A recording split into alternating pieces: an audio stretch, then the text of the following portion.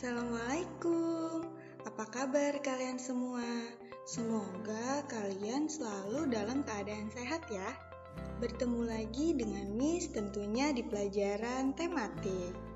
Pada kesempatan ini kita masih mempelajari tema 1, pertumbuhan dan perkembangan makhluk hidup. Subtema 4, pertumbuhan dan perkembangan tumbuhan.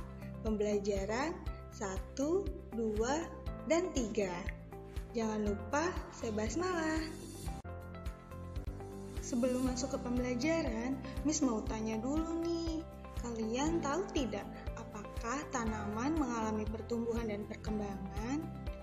Lalu, apa itu pertumbuhan dan perkembangbiakan tanaman? Iya, benar. Tanaman sama dengan makhluk hidup lainnya yang mengalami pertumbuhan. Tanaman pun memiliki daur hidup dan perkembangbiakan yang berbeda-beda. Berikut faktor yang mempengaruhi pertumbuhan tanaman. Yang pertama, faktor internal. Faktor internal adalah faktor yang terdapat dalam tubuh tanaman, yaitu yang pertama ada genetik atau gen. Gen mempengaruhi ciri dan sifat tanaman tersebut, seperti bentuk tubuh, warna bunga, dan rasa buah. Yang kedua ada hormon.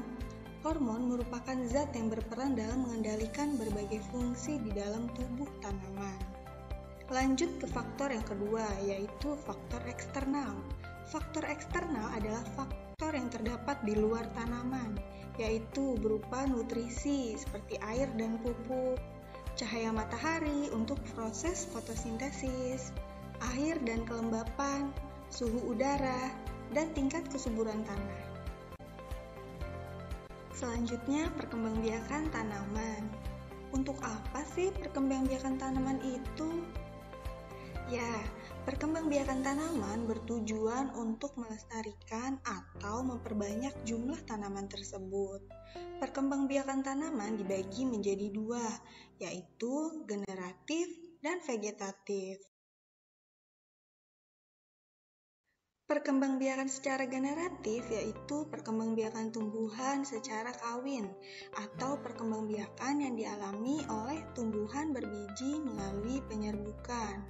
Tumbuhan yang mengalami perkembangbiakan dengan cara generatif contohnya adalah pohon mangga, jeruk, rambutan, jambu, semangka, dan lainnya. Sedangkan perkembangbiakan secara vegetatif yaitu perkembangbiakan secara tidak kawin atau tumbuhan tanpa melalui menanam biji. Perkembangbiakan secara vegetatif ada dua cara, yaitu vegetatif alami tanpa bantuan manusia dan vegetatif buatan dengan bantuan manusia.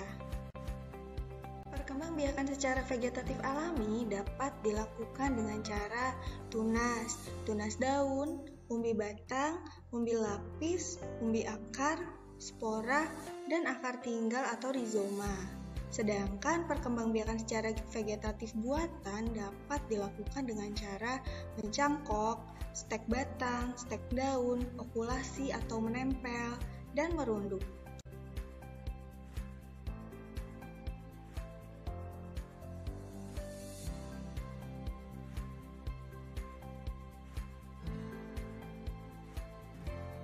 Masuk ke pembelajaran 1 ya.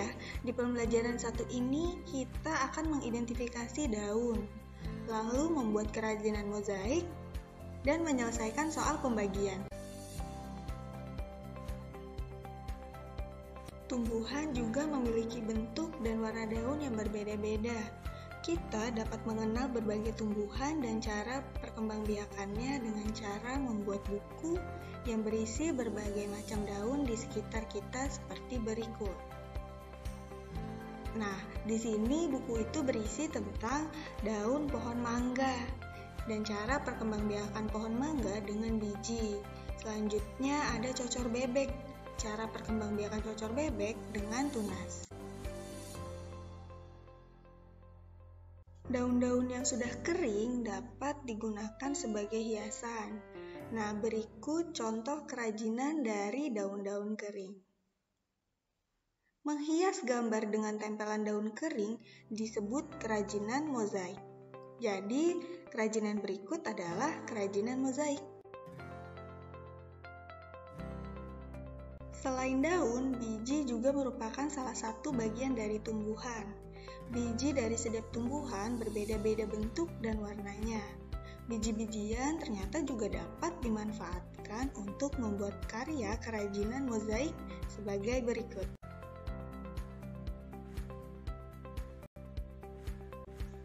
Kira-kira dibutuhkan berapa banyak biji-bijian ya untuk membuatnya? Di sini Miss ada soal. Pak Guru memiliki 10 biji kacang yang akan dibagikan kepada 2 kelompok dengan jumlah yang sama banyak. Berapa banyak biji kacang yang diterima setiap kelompok? Masih ingatkah kamu cara menyelesaikan soal tersebut? Berikut tahap penyelesaiannya. Tahap pertama terdapat 10 biji kacang di dalam toples. Lalu kita pindahkan 2 biji kacang tersebut. Letakkan masing-masing 1 biji pada 2 tempat yang sudah disediakan. Peristiwa tersebut dapat ditulis dengan kalimat matematikanya 10 dikurang 2 sama dengan 8. Lanjut ke tahap kedua. Kita pindahkan lagi 2 biji kacang yang ada di dalam toples. Kita letakkan masing-masing 1 biji pada setiap tempat yang sudah disediakan. Peristiwa tersebut dapat ditulis kalimat matematikanya 8 dikurang 2 sama dengan 6. Nah, jadi sekarang kacang di dalam toples tersisa 6 biji kacang.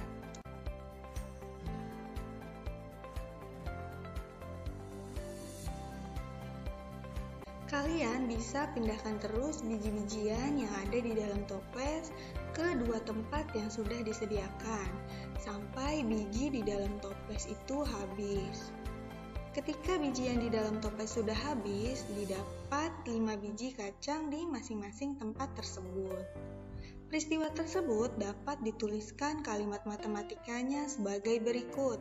10 dikurang 2 dikurang 2 dikurang 2 dikurang 2 dikurang 2 sama dengan 0. Ini disebut pengurangan berulang. Pengurangan berulang sampai tidak ada tersisa disebut dengan pembagian.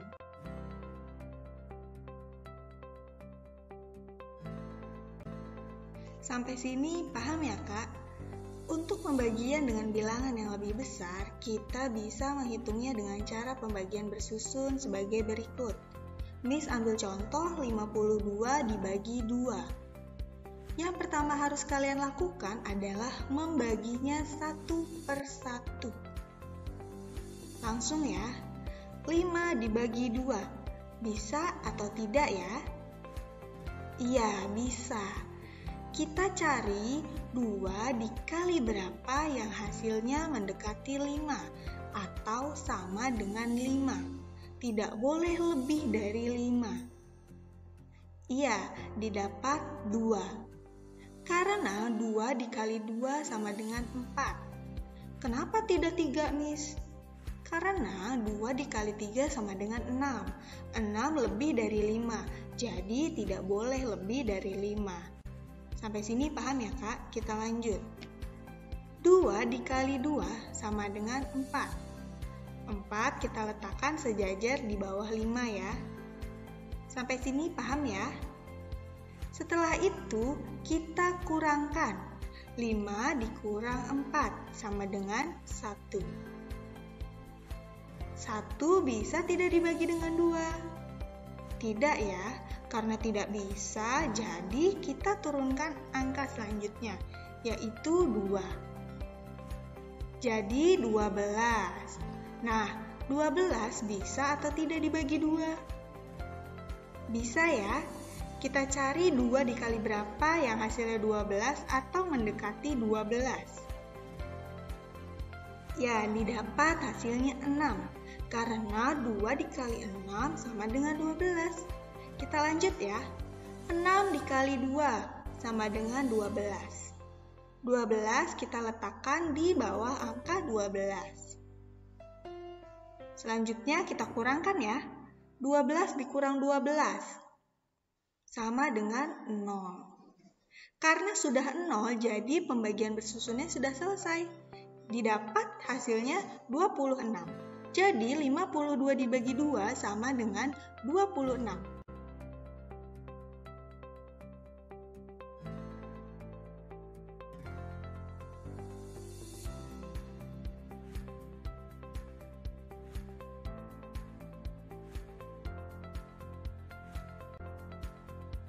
Berikutnya, Miss ada contoh soal cerita. Sebuah perkebunan memberikan 126 bibit pohon mangga untuk Udin dan 5 orang temannya. Pemilik perkebunan ingin memberikan bibit kepada 6 anak itu sama banyak. Berapa banyak bibit yang diterima oleh setiap anak? Dari soal cerita tersebut, dapat ditarik kesimpulan kalimat matematikanya adalah 126 dibagi 6. Kita bisa tulis diketahui dan ditanyanya sebagai berikut.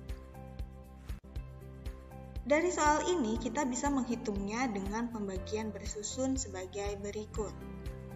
126 dibagi 6. Yang harus kita lakukan adalah membaginya satu per satu. 1 dibagi 6 bisa atau tidak? Tidak bisa ya. Karena tidak bisa, jadi kita ambil angka di sebelahnya, yaitu angka 2. Jadi sekarang 12. 12 dibagi 6 bisa atau tidak ya? Bisa. Kita cari 6 dikali berapa ya hasilnya 12 atau mendekati 12. Didapat hasilnya 2. Karena 6 dikali 2 sama dengan 12. Lanjut ya Kak. 2 dikali 6 sama dengan 12. 12-nya kita tulis di bawah sejajar dengan 12. Sampai sini paham ya? Kita lanjut. Sekarang kita kurangkan. 12 dikurang 12 sama dengan 0. 0 kurang dari 6, jadi 0 tidak bisa dibagi dengan 6. Karena tidak bisa, kita turunkan satu angka selanjutnya, yaitu 6. 6 dibagi 6 bisa atau tidak ya? Iya, bisa.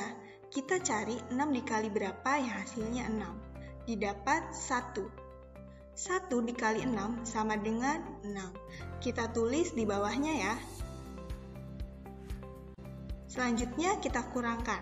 6 dikurang 6 sama dengan 0. Karena sudah 0, jadi sudah selesai ya. Didapat hasilnya 21. Jadi setiap anak dapat 21 bibit pohon mangga.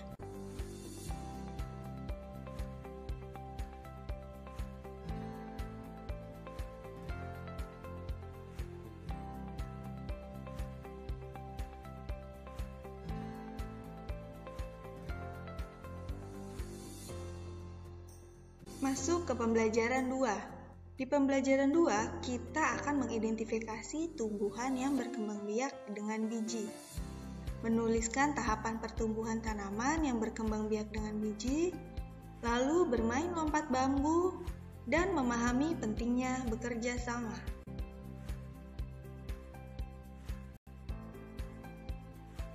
Sebagian besar tumbuhan berkembang biak dengan biji.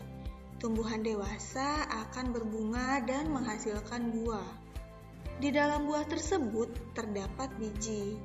Nah, bijinya itu berkembang menjadi tanaman baru. Dari tanaman baru tumbuh menjadi dewasa dan berbunga, lalu berbuah dan berbiji lagi, lalu tumbuh lagi menjadi tanaman baru. Nah, perputaran tahapan perkembangan tersebut membentuk sebuah siklus atau yang biasa disebut daur hidup.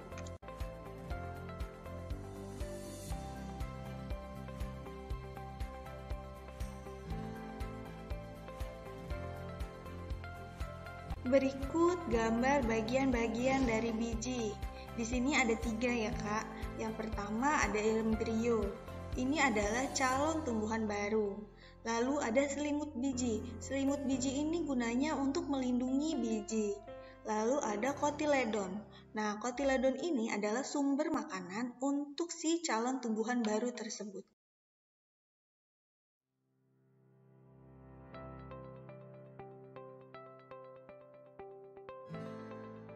Di sini Miss akan menunjukkan daur hidup tanaman semangka. Daur hidup semangka dimulai dari biji. Biji semangka yang telah terpisah dengan dagingnya akan menjadi benih atau bibit semangka. Jika benih telah ditanam, untuk proses selanjutnya yaitu akan tumbuh tunas kecil dan akan mulai kelihatan di permukaan tanah. Dari tunas kecil ini, ia semakin tumbuh menjadi lebih besar. Semakin besar pertumbuhan semangka ini, ia akan tumbuh secara merambat. Maka selanjutnya dalam beberapa waktu akan muncul bunga-bunga beserta bagian bunganya. Selanjutnya dari bunga tersebut akan muncul buah semangka, dari yang kecil hingga semangka yang besar dan siap dipanen. Setelah dipanen, biji semangka diolah dan ditanam lagi. Perputaran tahapan perkembangan tersebut menunjukkan sebuah siklus atau disebut daur hidup. Selain dengan biji, tumbuhan juga berkembang biak dengan tunas. Tunas adalah anakan yang tumbuh di dekat tumbuhan induknya. Contohnya sebagai berikut. Ini adalah pohon pisang. Pohon pisang berkembang biak dengan tunas. Tunas pisang tumbuh dari batang yang ada di dalam tanah. Tunas pisang tumbuh menjadi tumbuhan baru di sekitar pohon induknya. Ada juga tunas yang tumbuh di daun induknya. Contohnya seperti gambar berikut ini ya. Ini adalah tumbuhan cocor bebek. Cocor bebek berkembang biak dengan cara tunas daun. Tunas cocor bebek tumbuh di tepi pinggiran daun tersebut. Selain cocor bebek dan pohon pisang, pohon bambu juga berkembang biak dengan tunas. Anakan pohon bambu akan tumbuh di dekat tumbuhan induknya. Selain itu, batang pohon bambu ternyata banyak manfaatnya loh. Salah satu manfaatnya bisa digunakan untuk bermain, yaitu permainan rangku alu atau lompat bambu. Berikut tahapan permainan rangku alu atau lompat bambu. Yang pertama, seorang pemain bertugas melompat dan 4 pemain lainnya memegang batang bambu. Yang kedua, setiap pasangan memegang bambu berhadapan dan menggerakkan bambu tersebut secara bersamaan. Yang ketiga, gerakan bambu dengan cara buka dan tutup secara bergantian dengan menghentakkan masing-masing 2 kali hentakan. Yang keempat, pemain yang tidak memegang bambu, dia bertugas melompat-lompat pada bambu yang terbuka. Ketika bermain, hati-hati ya, jangan sampai kejepit bambu. Kalian bisa lakukan permainan ini secara bergantian. Ketika bermain lompat bambu, kita memerlukan kerjasama yang baik antar sesama pemegang bambu maupun pemainnya. Selain kerjasama, konsentrasi pemain juga sangat penting. Jika tidak ada kerjasama dan konsentrasi, bisa membahayakan seluruh pemain.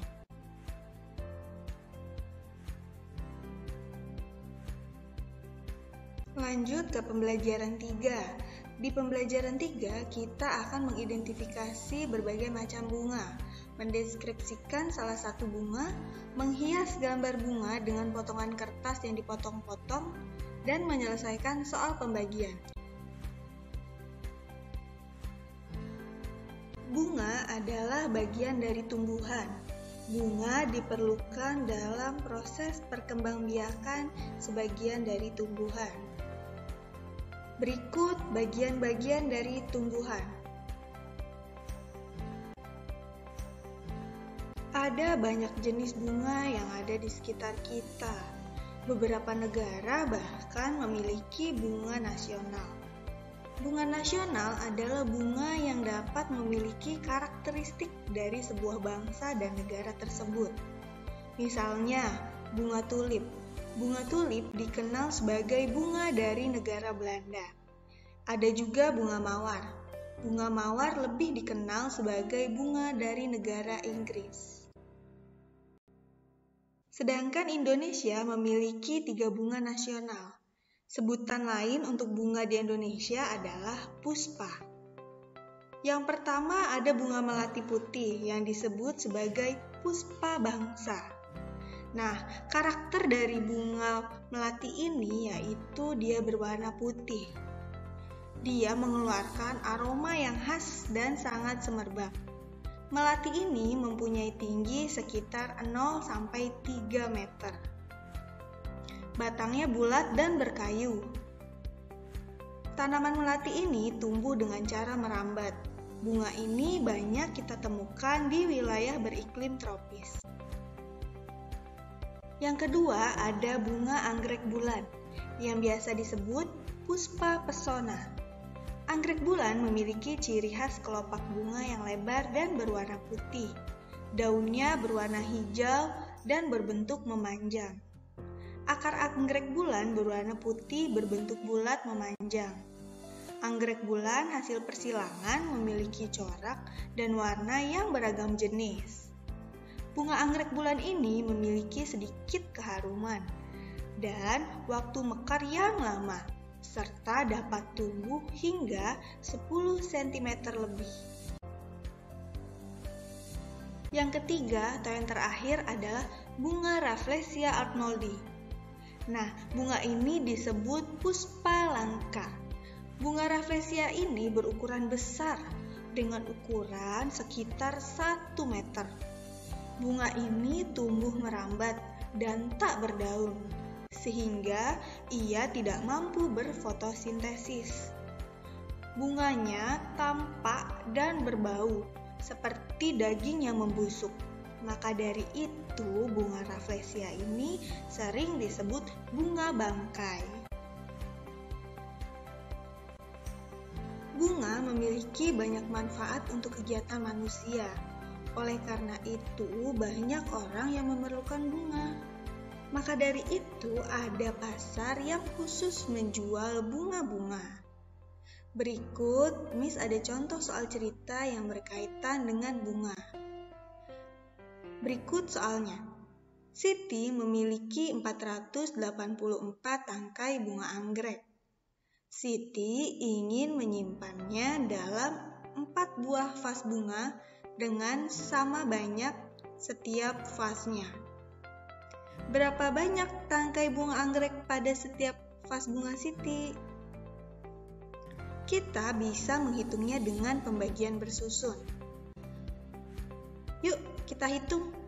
484 dibagi 4. Kita bagi satu-satu ya. 4 dibagi 4 bisa atau tidak? Iya, bisa. 4 dikali berapa yang hasilnya 4? Ya, benar, 1. Kita tulis di atas 1. 1 dikali 4 sama dengan 4. Kita tulis sejajar di bawah 4 ya. Lanjut, kita kurangkan ya. 4 dikurang 4 sama dengan 0 atau habis. Karena sudah 0 atau habis, kita turunkan satu angka berikutnya, yaitu 8. Sekarang, 8 dibagi 4 bisa atau tidak ya? Iya, bisa.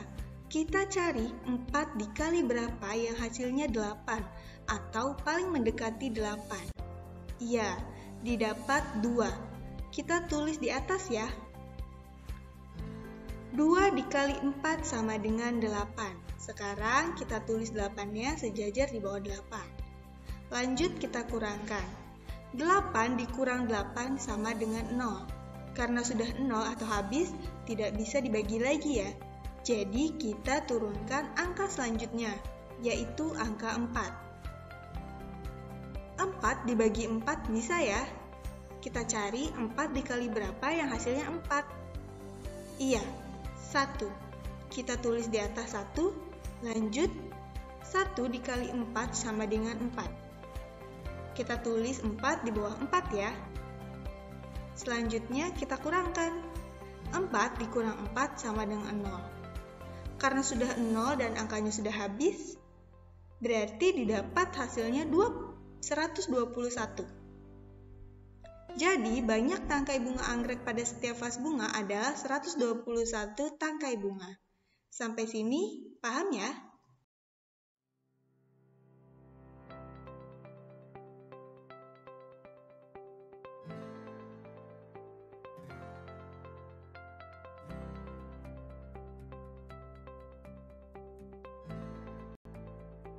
Semoga bermanfaat. Sampai di sini dulu ya pembelajaran kali ini. Jangan lupa sehamdalah. Sekian, terima kasih. Tetap sehat, semangat, dan giat. Dah.